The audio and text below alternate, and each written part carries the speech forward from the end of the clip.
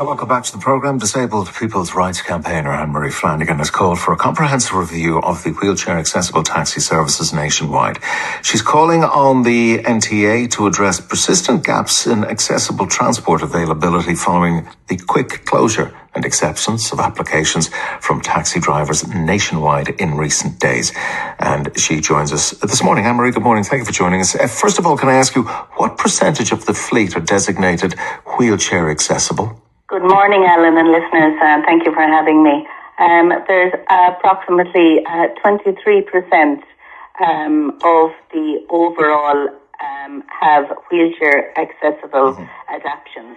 And on the basis of your expertise, because you have expertise in this area, what should it be at? I suppose for me, it's around looking at the availability of those vehicles and the prioritization of people who need accessible vehicles. So that's the first thing, Alan.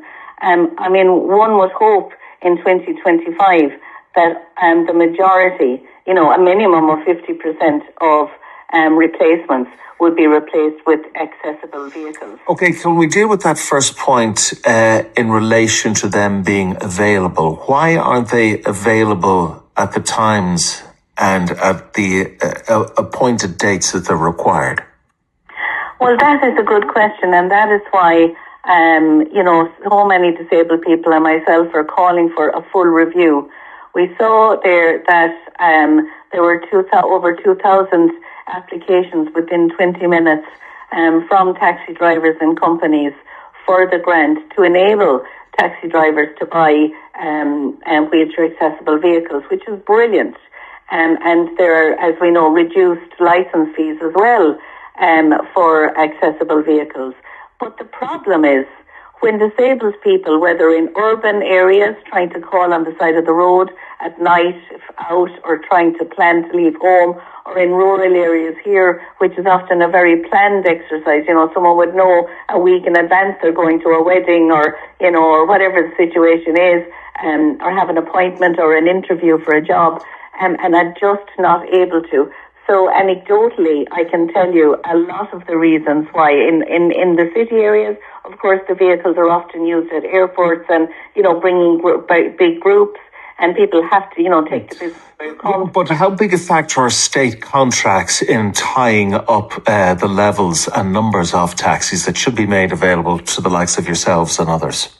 Yeah, well, that is the anecdotal feedback that's coming back from taxi drivers. I have a contract now to go to hospitals or a school. I don't work anymore outside of those hours.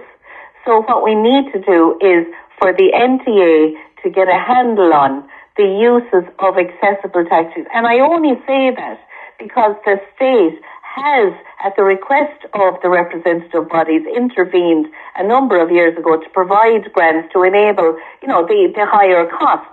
Of that. So if there is state funding provided to make taxis accessible, the very minimum is that they would be prioritised for disabled people.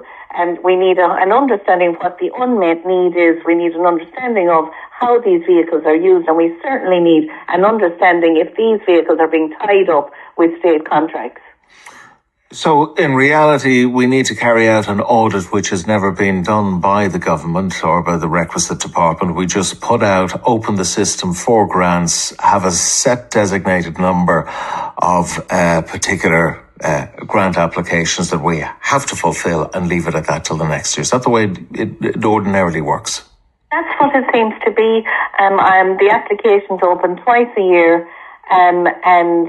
You can see, we see by the data that, there was a very quick turnaround and probably an over-subscription of the applications. And listen, the industry, of course, has its issues and it's about working together. But what is missing is, disabled people, the users, seen as that. It doesn't matter what the issue is.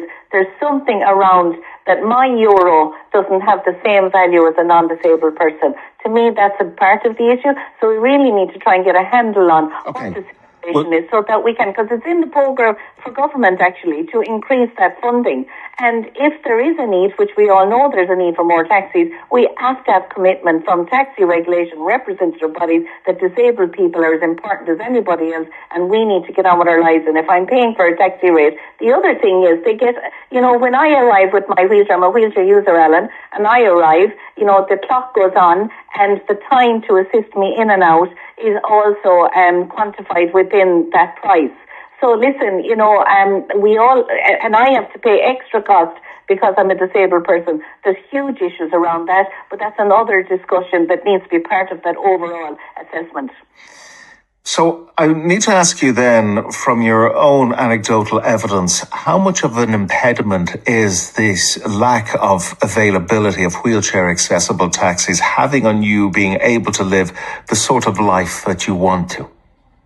It's a crisis, Alan, I have to say. Now, I am a driver. I live in rural Ireland. I cannot book a taxi to get out of my home if I want to, not everyone wants to drive. We want to have a drink every now and then, and the options are simply not there. And I can't imagine what it's like for people who have no alternative but to book accessible transport. There's huge other issues. There's accessible vehicles across the country, maybe with disability service providers. I know the previous Minister for Disability was to look at all the accessible transport in the country and try and have a coordinated approach to this. We have, I was the manager of Fantastic in Dublin. We know Cork CIL has tried to put on accessible transport. I was involved in the development of it in Clare and in other areas. So organisations, user-led disabled people's organisations have been putting together a fantastic approach, in more urban areas, trying to get the affordable door-to-door approach, and it still isn't fully supported and funded. So we have to get it. I mean, there's a couple of things. First of all, it's part of our climate action that we get people out of cars and into public transport, but also there's an equity. Disabled people need to be seen as equal in finding solutions to this.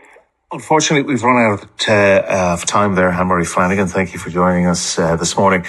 I'm just conscious a lot of comments came in this morning. I promise I will get them to them tomorrow. I just did not have the time this morning, so be under no doubt.